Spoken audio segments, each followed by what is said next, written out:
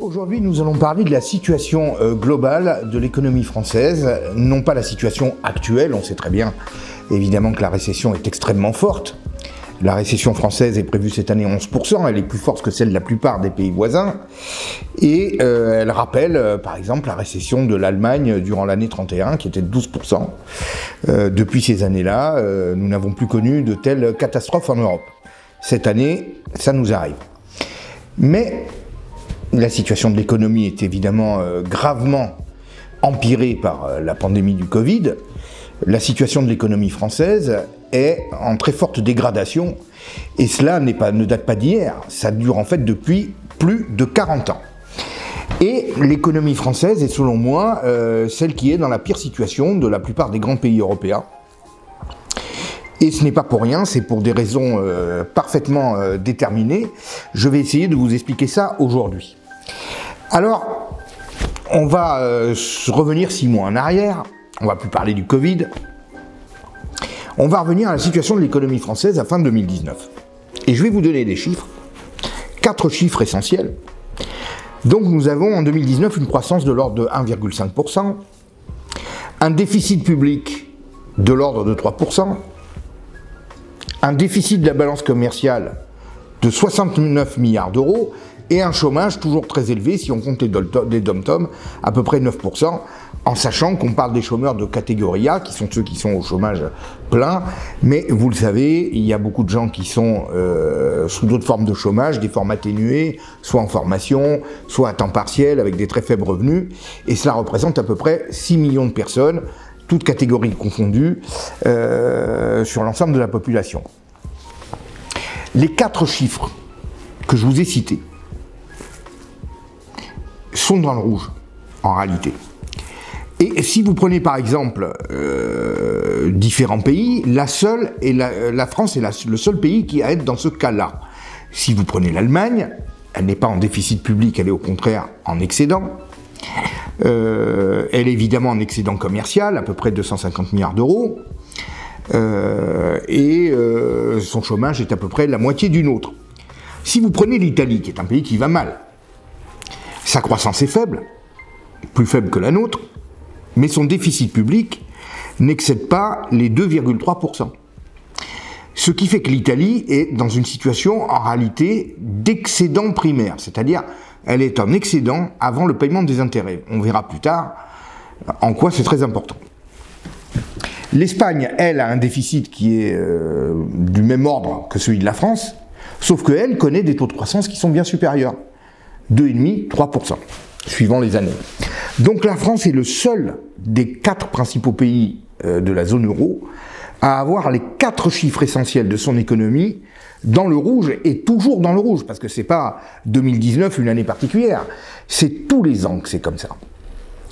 En réalité, la France, très peu de médias vous le disent, très peu d'économistes vous l'expliquent comme je vais vous l'expliquer, elle est en situation de récession depuis à peu près 35 ans. La croissance que nous avons en France depuis 35 ans, qui est affichée facialement, n'est pas une vraie croissance en réalité. Pourquoi ? Parce que depuis des années et des années, le déficit public excède largement la croissance de l'économie française. Nous avons, depuis 2003, des déficits publics qui excèdent les 3%, qui sont les normes fixées par les critères de convergence de Maastricht. Alors nos gouvernants, nos présidents Macron, Hollande et les autres, donnent toujours des leçons d'européisme à tout le monde, mais enfin, ils dirigent un pays qui ne respecte jamais les critères de déficit de Maastricht, et au lendemain de la grande crise de 2008, la crise des subprimes, à partir de 2012, 2013, 2014, la France est le seul des grands pays européens à avoir maintenu des taux de déficit public largement au-dessus des critères imposés. Alors, ce déficit public, pourquoi est-ce que c'est le marqueur qui indique qu'il n'y a pas de croissance en France ? Le déficit public, c'est quoi ? C'est tout simplement de l'argent que l'État laisse filer dans l'économie. C'est-à-dire que l'État prélève, il prélève beaucoup, vous le savez, on va revenir dessus, sauf qu'il dépense encore plus. Et cet argent, si vous voulez, est injecté dans l'économie. Donc, depuis des années et des années, le déficit public de la France est compris entre 3 et jusqu'à 7%. Par contre, la croissance, elle, n'excède jamais les 1,5-1,7% pour les meilleures années.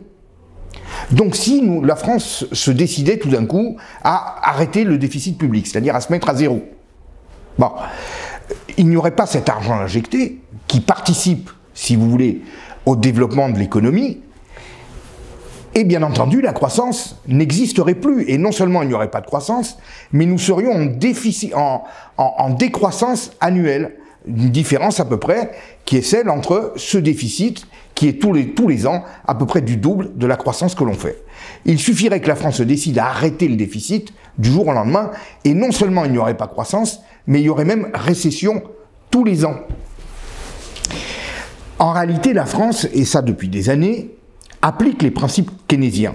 Le keynésianisme, je vais vous le rappeler très rapidement, c'est la doctrine qui préconise le déficit public, l'usage du déficit public et de la dette pour faire repartir une économie qui va mal.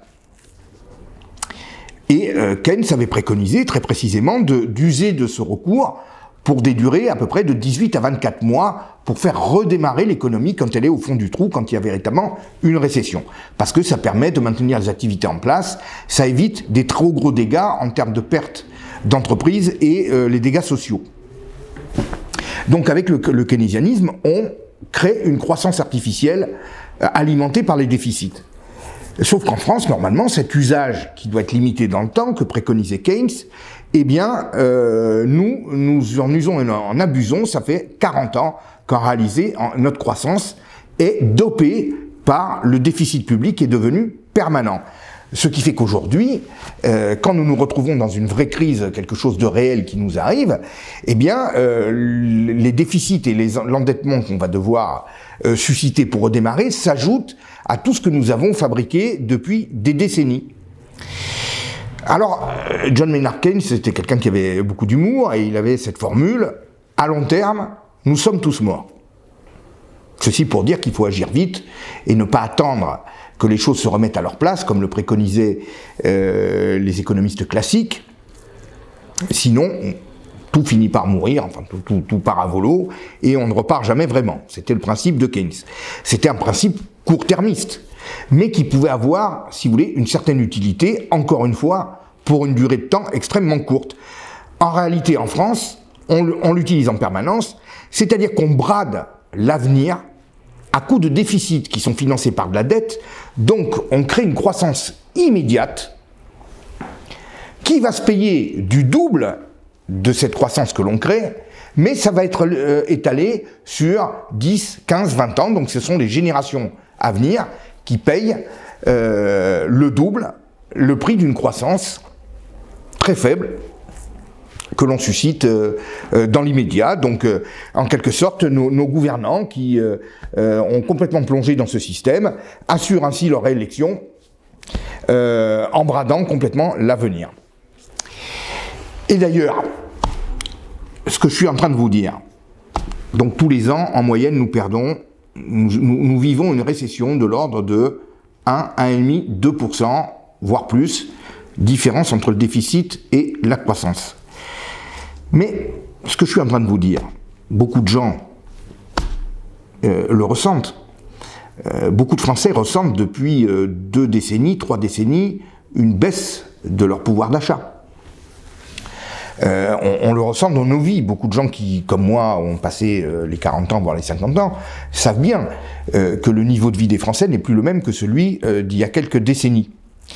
Un économiste que je connais bien, qui fait partie de mes amis, qui est Philippe Erlin, avait écrit il y a 2 ans un livre, Pouvoir d'achat, le grand mensonge, où il a complètement démonté les modalités de calcul du pouvoir d'achat des Français tel qu'il est établi par l'INSEE, en démontrant qu'en fait il est biaisé par le fait que, si vous voulez, le taux de calcul ne se basait pas sur le panier réel de la ménagère et donnait, si vous voulez, un poids excessif à des achats qui sont des achats occasionnels par rapport à des achats courants.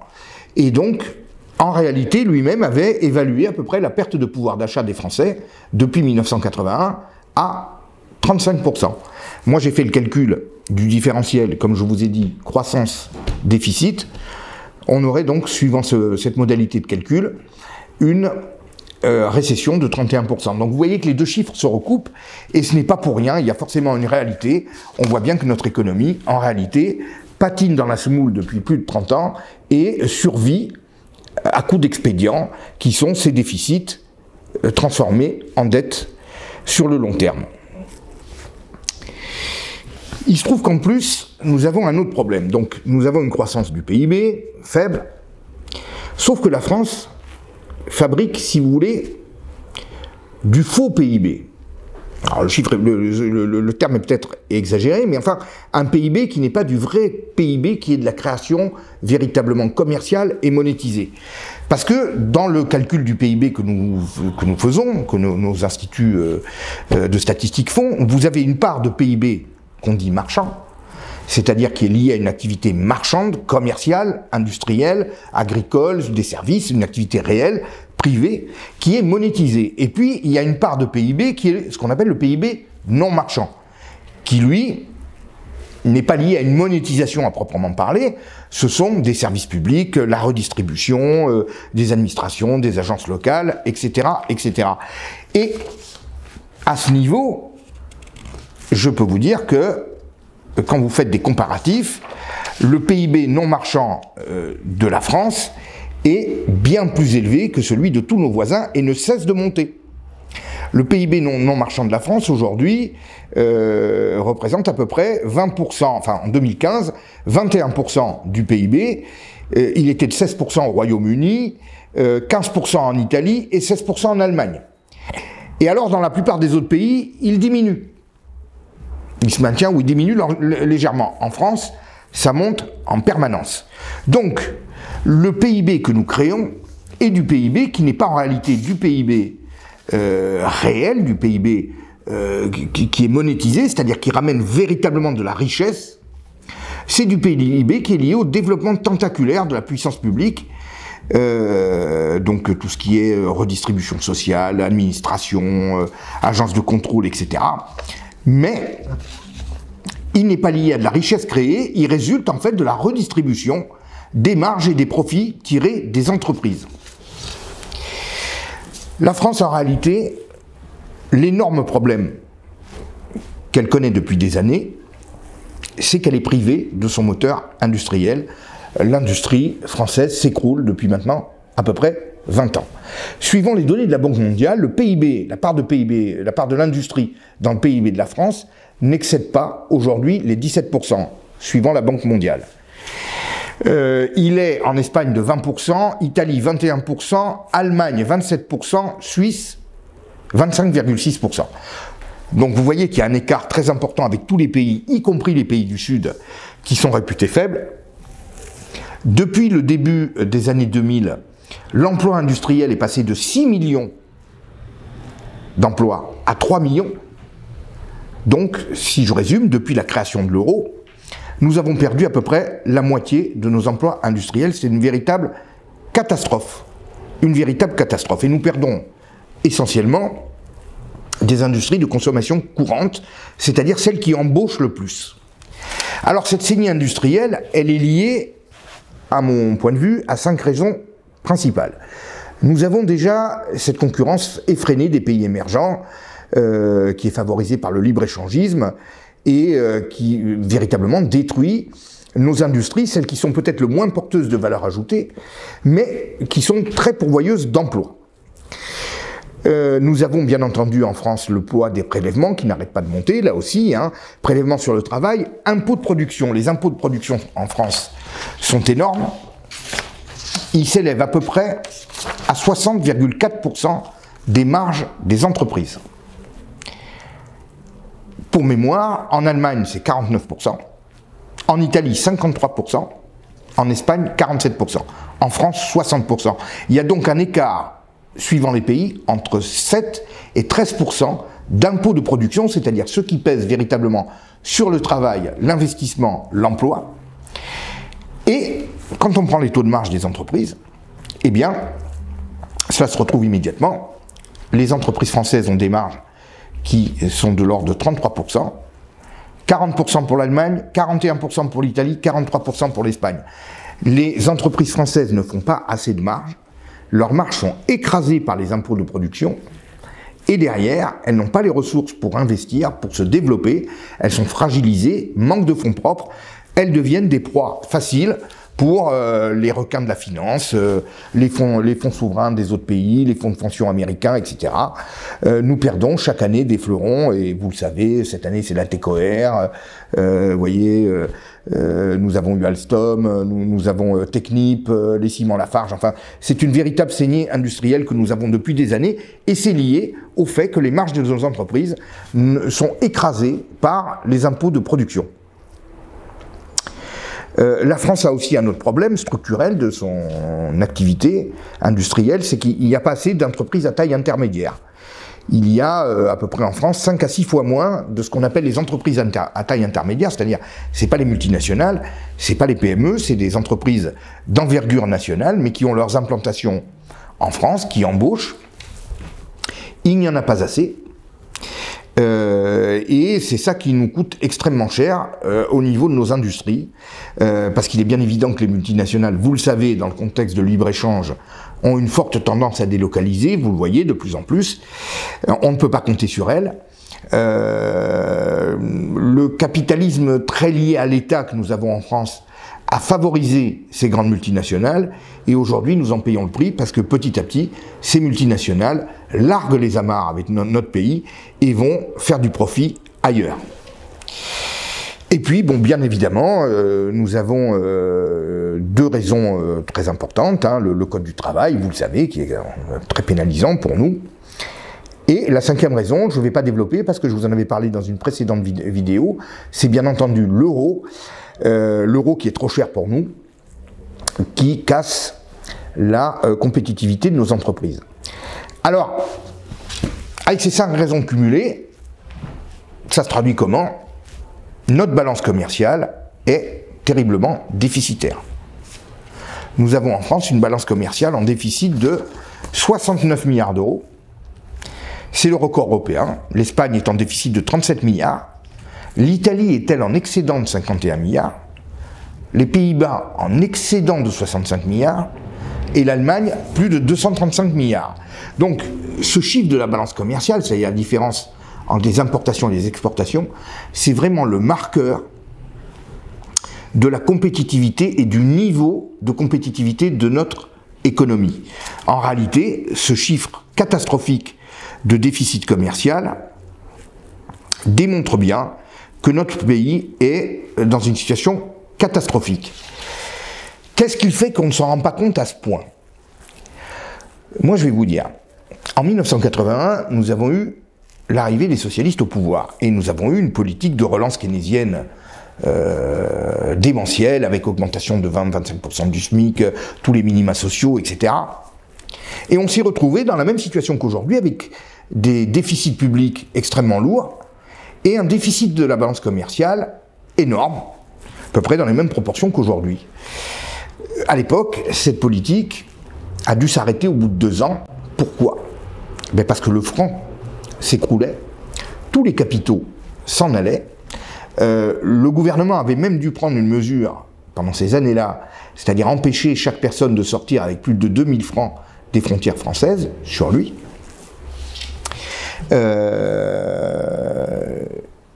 La catastrophe était telle qu'au bout de 2 ans, le gouvernement a dû revoir complètement sa copie, c'est le fameux tournant de la rigueur de 1983.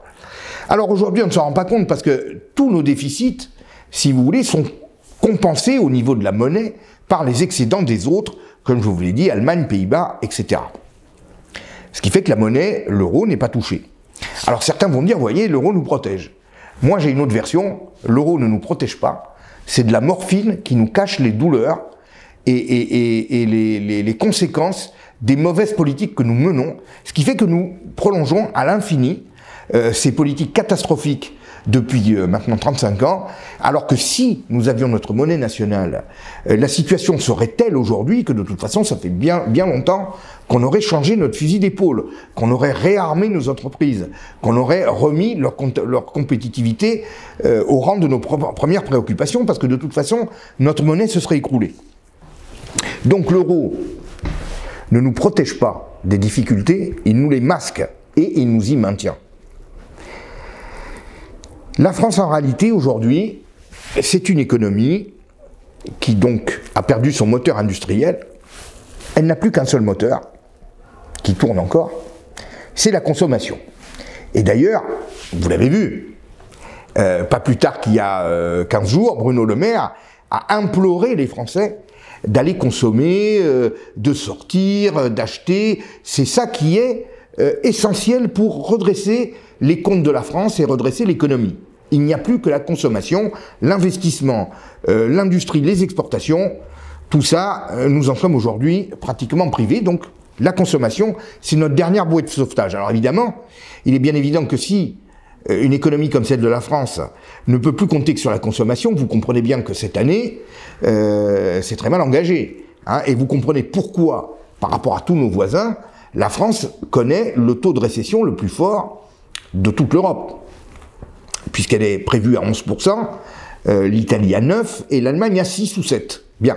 Donc, la France est le pays qui est le plus atteint, tout simplement parce que la consommation n'est pas au rendez-vous, elle ne peut pas être au rendez-vous cette année, vous le comprenez pourquoi, et donc, l'ensemble de notre économie est en train de s'écrouler. Et malheureusement, on est aujourd'hui à la fin du mois de septembre, je pense que nous allons tous le ressentir terriblement dans les semaines à venir. La France, en réalité, comment fonctionne l'économie française depuis 35 ans? Elle fonctionne d'une façon très basique. La puissance publique alimente le pouvoir d'achat de la population en prélevant sur le travail, l'investissement, l'activité des entreprises. Vous le savez, la France, avec 57% de dépenses publiques, est le champion mondial de la dépense publique. Et ce déficit, cette dépense publique qui est alimentée par des déficits, ce déficit ne passe pas dans les investissements, de moins en moins. La part des investissements dans les dépenses publiques est de plus en plus faible. En fait, ça sert à boucler le train de vie de l'État, la masse des fonctionnaires qui est colossale, qui est de l'ordre de 5,7 millions de fonctionnaires, beaucoup plus que tous les autres pays voisins, je ne vais pas encore vous développer les chiffres, et le niveau de ce qu'on appelle les revenus de transfert, c'est-à-dire toutes les dépenses sociales, etc., qui représentent aujourd'hui 33% du PIB de la France, c'est-à-dire 33% du PIB de la France est consacré à des revenus de transfert. Là aussi, nous sommes les champions du monde. Donc ce pouvoir d'achat, qui pourtant recule, est soutenu par des prélèvements sur la production, des déficits publics, nos industries, nos entreprises ne sont plus compétitives, et tout tient sur la seule consommation. Et c'est d'ailleurs pour ça, vous avez des images extrêmement fortes que vous pouvez avoir en tête. Dans le même temps que vous voyez les zones industrielles partir en friche, des entrepôts se vider, des sites industriels devenir des ruines, eh ben vous voyez se développer de plus en plus les zones commerciales à la périphérie des villes, avec les centres commerciaux. Là aussi, nous sommes le pays qui a le plus fort taux de présence de grandes surfaces sur son territoire. La consommation est depuis 35 ans favorisée dans le cadre d'une politique qu'on peut considérer comme une vraie politique socialiste et non pas libérale depuis 35 ans. La consommation est maintenue, coûte que coûte, la production ne suit pas. Encore une fois, si nous étions dans le cadre du franc, nous aurions été en faillite, notre monnaie aurait été dévaluée X fois et à des proportions très importantes. C'est l'euro qui nous empêche, encore une fois, de plonger, mais, comme je vous l'ai dit tout à l'heure, nous maintient dans cette situation. La consommation étouffe la production, l'investissement, l'épargne, elle étouffe tous les moteurs réels d'une vraie économie compétitive qui marche, qui a des fonds propres, qui a les moyens de tenir et les moyens de gagner véritablement des parts de marché et de l'argent. En réalité, nos forces productives, qui sont à la fois plombées par le système socialiste qu'elles subissent, et en plus livrées à la concurrence internationale par le libre-échange, sont complètement broyées. Et c'est ce fameux couple socialisme-mondialisme qui est un couple, un cercle, qui nous entraîne dans un cercle vicieux, est en train d'amener l'économie française au fond du gouffre. Et je crois que cette année, si ces problèmes de pandémie, de confinement se prolongent, nous allons le ressentir d'une façon terrible. Alors, nous sommes dans le cercle vicieux. Nous allons commencer à toucher le fond, hélas. Il va falloir en sortir et très vite. Alors, j'ai envisagé toute une série de solutions qui pourraient nous permettre de sortir de la nasse. Ce sont des solutions assez radicales et des solutions, je dirais, qui impliquent un profond changement de toute la structure et de tout le système économique que nous avons mis en place, qu'il s'agisse de macroéconomie et de microéconomie depuis 35 ans. Ça fera l'objet d'une très prochaine vidéo. J'espère vous retrouver bientôt pour que nous puissions en parler ensemble.